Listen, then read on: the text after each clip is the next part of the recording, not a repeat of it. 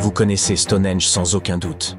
Ces gigantesques blocs de pierre, mystérieusement érigés en cercle sur une plaine anglaise par on ne sait qui. Mais si le Stonehenge d'Angleterre n'était en réalité qu'une imitation d'un monument plus ancien, et si ces bâtisseurs avaient simplement traversé l'Atlantique pour reproduire ce qu'un autre peuple avait déjà accompli ailleurs?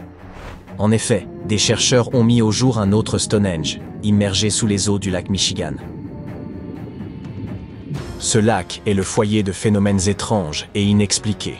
On y recense de nombreuses disparitions, des crashs aériens, et désormais ceci, un antique monument submergé qui ressemble étrangement à Stonehenge. Il nous était impossible de rester indifférents. Nous devions explorer cette histoire en profondeur.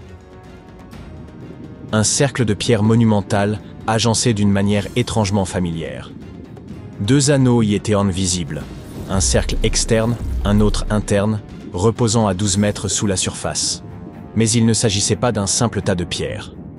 Elles avaient été disposées là de manière délibérée, par la main de l'homme. En poussant plus loin, les chercheurs ont réalisé qu'ils contemplaient une structure vieille de plus de 9000 ans. Songez-y un instant. Ce Stonehenge, englouti dans le lac Michigan, précède les pyramides d'Égypte. Il est même antérieur au Stonehenge britannique, d'environ 4 millénaires. Ces révélations suffisaient déjà à stupéfier les chercheurs de l'Université de Northwestern Michigan. Mais cela, avant même qu'ils ne fassent une découverte encore plus étonnante. L'une des pierres présentait une gravure, un pétroglyphe discret mais net, représentant un mastodonte. Ces créatures, proches cousines de nos éléphants, ont disparu de la surface de la Terre il y a 10 000 ans. Par conséquent, ceux qui ont érigé ce Stonehenge subaquatique vivaient nécessairement à la même époque que ces animaux disparus. Cette découverte a suscité de nombreuses interrogations au sein de la communauté scientifique. Après tout, pourquoi aurait-on entrepris de disposer ces blocs de pierre au fond d'un lac? Pour commencer, les chercheurs estiment qu'à cette époque, le lac Michigan contenait beaucoup moins d'eau qu'aujourd'hui. Ensuite, il se pourrait que ce dispositif soit lié à des pratiques rituelles ancestrales des peuples autochtones. Un professeur de l'Université du Michigan a proposé une hypothèse intrigante. Selon lui, ces pierres auraient constitué une sorte de piège de chasse préhistorique. Il avance que les premiers chasseurs utilisaient cette formation circulaire comme un couloir de guidage afin de canaliser de grands animaux, tels que les mastodontes évoqués dans les gravures rupestres, vers une enceinte plus restreinte où ils devenaient plus faciles à abattre. Toutefois, cette théorie ne fait pas l'unanimité. D'autres estiment que ce cercle avait sans doute une signification plus spirituelle et symbolique. Pour les tribus locales, comme les Anishinaabe, les pierres ne sont pas de simples éléments minéraux. Elles sont des entités vivantes, porteuses d'une énergie sacrée, et incarnent un lien profond entre la terre et tous les êtres vivants. Un ancien de cette communauté a même déclaré que ces pierres étaient sacrées, disposées là par leurs ancêtres pour rendre hommage à la terre et aux créatures qu'elle abrite. Les scientifiques s'efforcent d'étudier cette structure rocheuse en profondeur, à environ 12 mètres. C'est là que réside le principal obstacle. Son immersion complique les recherches, d'autant qu'ils ne disposent pas des équipements les plus performants. Les outils classiques de l'archéologie s'avèrent peu adaptés à un environnement subaquatique. Toutefois, des technologies prometteuses, telles que la photogrammétrie stéréoscopique, qui permet de concevoir des modèles tridimensionnels d'un site, offrent aux chercheurs de nouveaux moyens d'analyse. Malgré cela, les investigations demeurent lentes et onéreuses, et nul ne sait quand ce mystère trouvera enfin réponse. Comme évoqué précédemment, le lac Michigan est un véritable foyer de phénomènes inexpliqués. Son lit est parsemé d'épaves, comme celle du Thomas Hume, une solide goélette américaine. Il recèle également des débris d'avions disparus de manière soudaine alors qu'ils survolèrent la zone, à l'image du vol 2501 de Northwest Airlines, qui s'est volatilisé dans les années 50. Certains désignent même cette région sous le nom de « triangle du lac Michigan », évoquant la possibilité d'activités paranormales semblables à celles que l'on impute au célèbre triangle des Bermudes. Le lac s'étend sur plus de 57 000 km², ce qui correspond à près des 2/3 de la superficie de l'Irlande.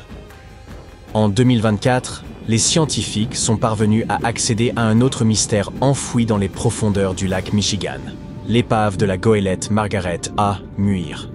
Ce voilier de 40 mètres avait sombré il y a plus de 130 ans. La découverte a été rendue publique tout récemment par la Wisconsin Underwater Archaeology Association, ou WIA, dont l'équipe a localisé l'épave à 15 mètres de profondeur, non loin du rivage d'Algoma, dans l'état du Wisconsin.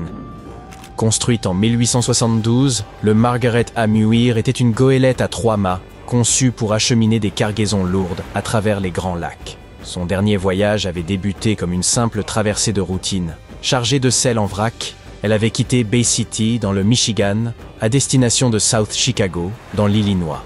Mais le 30 septembre 1893, le périple a tourné au drame. Alors que le Muir approchait la ville d'Annapolis, aujourd'hui connue sous le nom d'Algoma, une violente tempête s'est brusquement levée. Le navire a rapidement commencé à prendre l'eau. Le capitaine a donné l'ordre à son équipage de l'abandonner et, heureusement, tous ont réussi à regagner la rive sains et saufs. Durant plus d'un siècle, l'épave est demeurée intacte au fond du lac, son emplacement demeurant inconnu. Mais grâce à une combinaison de recherches historiques et à l'utilisation de sonars haute résolution, les chercheurs ont fini par localiser l'épave en mai de l'année dernière. Elle est remarquablement préservée, certaines sections du pont et de l'équipement étant encore visibles. Un peu plus à l'ouest, au fond du lac Mendota, près de Madison, dans le Wisconsin, des chercheurs ont mis au jour une autre découverte spectaculaire. Ils y ont trouvé 11 canoës anciens. Selon eux, le plus vieux d'entre eux remonterait à environ 2500 avant notre ère. Si cette découverte ne vous semble pas majeure, c'est sans doute parce que vous l'abordez avec une perspective contemporaine. Aujourd'hui, une autoroute typique du Midwest serait remplie de pick-up. À l'époque, en revanche, seuls des canoës sillonnèrent la région. Ils constituaient le principal moyen de transport des cultures autochtones, utilisés aussi bien pour la pêche en eau profonde que pour le commerce et les trajets de longue distance. Ce qui a tant enthousiasmé les scientifiques, c'est qu'ils n'avaient encore jamais trouvé de preuves concrètes de l'usage des canoës dans cette région à l'époque. Et pour comprendre les cultures locales ayant occupé ces terres durant cette période, il leur fallait absolument obtenir des données sur leurs moyens de déplacement et d'échange. Cette découverte enthousiasmante a été rendue publique en mai 2024 par la Société historique du Wisconsin. Le premier canoë, que les chercheurs estiment vieux d'environ 1200 ans, a été extrait du lac en 2021. Un second a été mis au jour l'année suivante. Et à présent, des plongeurs ont repéré au moins 11 autres embarcations le long de ce qui fut jadis une ancienne rive, aujourd'hui totalement submergée. Une théorie suggère que ces canoës auraient été volontairement immergés pour éviter qu'ils ne gèlent ou ne se déforment durant l'hiver. Il se pourrait qu'on les ait entreposés au même endroit pendant plusieurs générations. Ou bien que ce site ne représente qu'une partie d'un peuplement bien plus vaste. Les historiens envisagent même la possibilité qu'un ancien village repose sous les eaux. Des plongeurs ont déjà mis la main sur des outils en pierre, comme des lestes à filets de pêche, mais le village en lui-même n'a pas encore été localisé. En réalité, même si les grands lacs accaparent souvent toute la lumière, les scientifiques rappellent que des lacs plus modestes, comme Mendota, ont aussi leur lot de récits. La Société historique du Wisconsin collabore étroitement avec les Premières Nations pour mieux reconstituer l'histoire de ce plan d'eau. Et croyez-le ou non, il existerait un troisième Stonehenge, niché sous les eaux du lac de Constance, en Suisse. Considérez-le comme une sorte de cousin aquatique du célèbre site anglais. Les archéologues ont commencé à l'identifier dès 2015, en découvrant une ligne de 170 cairns en pierre, manifestement d'origine humaine, reposant au fond du lac.